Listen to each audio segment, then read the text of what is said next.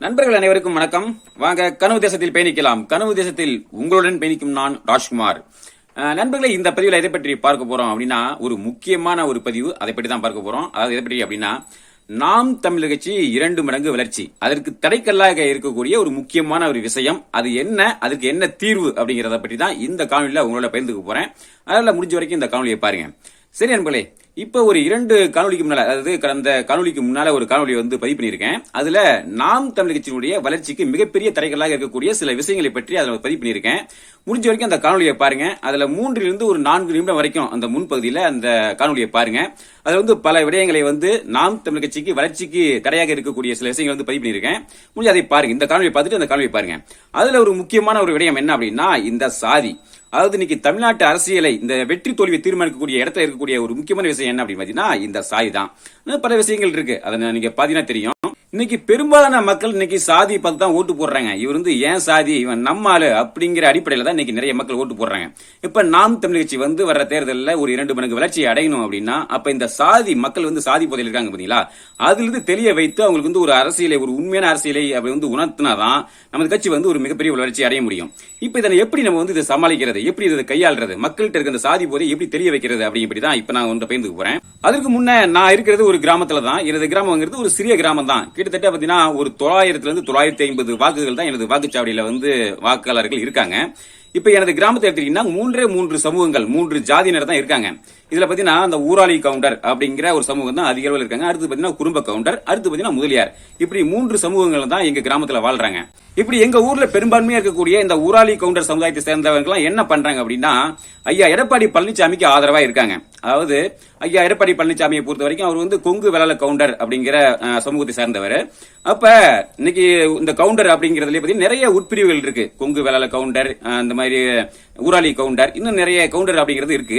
அப்ப எங்க ஊர்ல இருக்கிற அந்த ஊராளி கவுண்டர் சமுதாயத்தை சேர்ந்த மக்கள் என்ன நினைக்கிறாங்க அப்படின்னா, அவரு கவுண்டர் தானே, அது எந்த கவுண்டரா இருந்தா நம்ம கவுண்டர் தானே அப்படிங்கிற ஒரு அடிப்படையில அவங்க அந்த மாதிரி அதிமுகவுக்கும் எடப்பாடி பழனிசாமி ஐயா அவர்களுக்கு ஒரு ஆதரவு கொடுக்குறாங்க. அப்ப இந்த மாதிரியான மனநிலையில உள்ள நம்ம மக்களை ஒவ்வொரு கிராமத்திலும் இது இருக்கு, எல்லா இடத்துலயும் இந்த பிரச்சனை இருக்கு.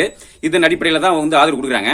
அப்படிப்பட்ட மக்களை எப்படி அவங்களுக்கு அந்த ஜாதி போதிலிருந்து தெரிய வைத்து நமது நாம் தமிழ்ச்சிக்கு ஆதரவாக மாற்றுவது அப்படிங்கிறது தான் இப்ப நம்ம நாம் தமிழ்ச்சியில் பயணக்கூடிய தம்பிகளுக்கு இருக்கக்கூடிய ஒரு சவால். இதை எப்படி நம்ம கையாள போறோம், அந்த மக்களை எப்படி அந்த ஜாதி போதையிலிருந்து விடுவித்து மீட்டெடுத்து நமது நாம் தமிழ்ச்சிக்கு ஆதரவாக மாற்ற போறோம்.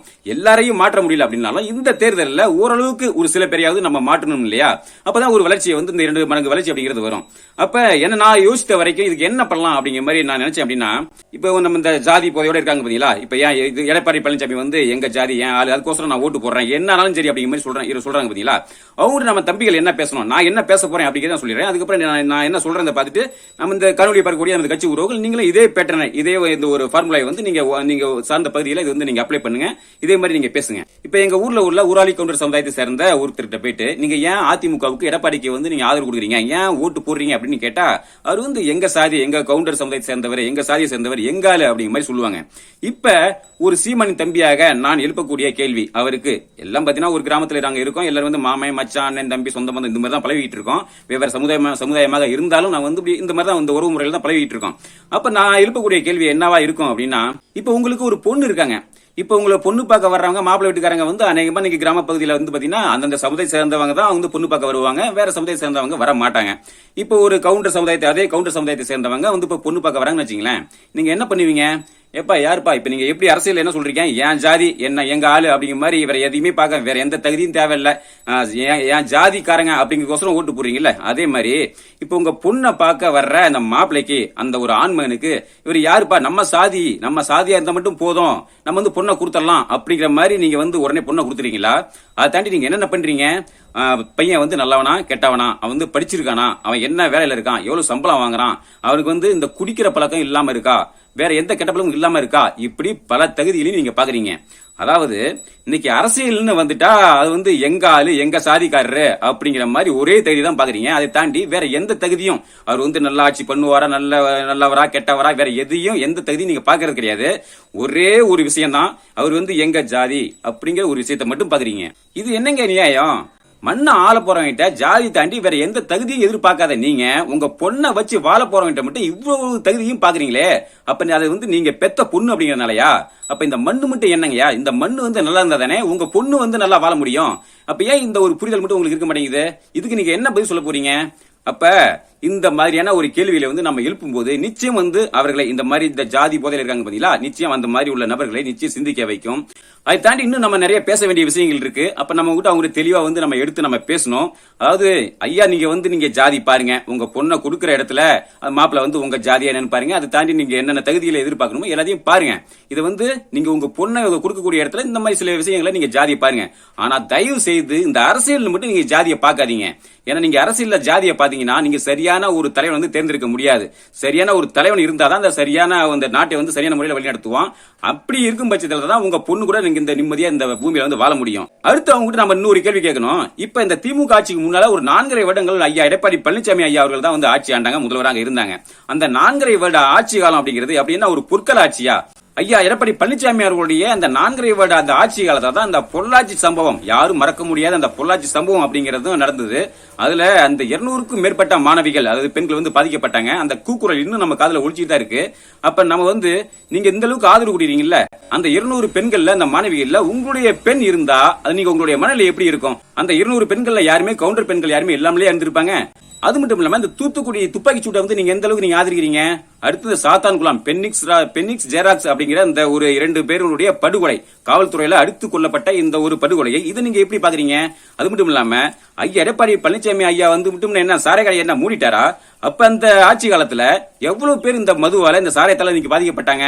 அப்ப இதெல்லாம் நீங்க எப்படி நீங்க புறக்கணிச்சுட்டு எப்படி நீங்க ஜாதியை மட்டும் முன்னிறுத்தி நீங்க அதிமுகவையும் எடப்பாடியும் நீங்க ஆதரிக்கிறீங்க? இப்படி அடுக்கடுக்கான கேள்விகளை நம்ம முன்வைக்கும் போது எல்லாரையும் இல்லைனாலும் ஒரு சில பேரையாவது நிச்சயம் சிந்திக்க வைக்கும். அது இந்த தேர்தலுக்கு அடுத்து வர இந்த தேர்தலுக்கு நம்ம கட்சியினுடைய அந்த 2 மடங்கு வளர்ச்சிக்கு அப்படிங்கிறது நிச்சயம் உறுதுணையா இருக்கும். அடுத்து நம்ம கிராமத்துல சொல்லுவாங்கல்ல, அடி மேல அடி வச்சா அம்மி நகரம் அப்படிங்கிற மாதிரி இன்னும் அடுத்தடுத்து நம்ம கேள்விகளை நம்ம கேட்டுட்டே இருக்கும் போது நிச்சயம் இன்னும் பல பேரை சிந்திக்க வைக்கும், நமது நாம் தமிழ்ச்சிக்கு ஆதரவாக மாற்றும் அப்படிங்கறதுல நான் நிச்சயம் உறுதியா இருக்கேன். இது நிச்சயம் எனது பகுதியில் எனது கிராமத்துல நான் செய்வேன். படிப்படியா தான் இது ஒரே நாட்டில் மாற்றம் அப்படிங்கிறது ஒரே நாளில் நடந்துறது கிடையாது. அது படிப்படியா தான் நிகழும்.